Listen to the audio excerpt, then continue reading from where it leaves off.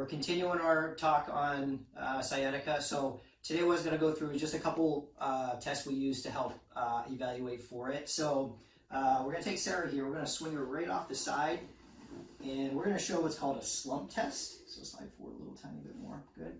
And essentially what we're doing is we're going to stretch that nerve from both ends. If somebody has really good mobility, then this really shouldn't cause any symptoms. If nothing's irritated, we should be okay here as well. So we do bring that knee straight, and then we do add some flexion at the foot, so we are starting to get a little bit of stretch of the nerve towards the bottom side. We want to clarify at this point, do you have any low back pain? Do you have any increased pain around the back of the leg?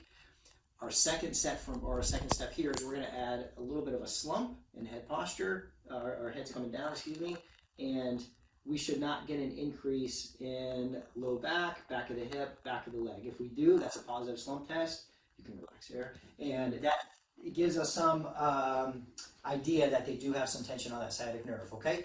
Another test we can do, go ahead and lie on your back here. And the slump test is a pretty general test. We're going to do a straight leg raise test. This is a little bit more specific, and we're really working from low back down. So we're going to go ahead and bring that leg up. And what we're looking for is we should not increase any pain in the low back or the back of that hip.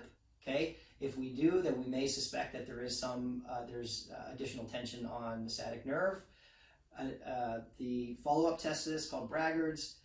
Once we find that little bit of tension, we drop it off a little bit. When that tension is less, we do add some foot flexion here. We should not reproduce any symptoms really below the knee. I usually explain to a patient,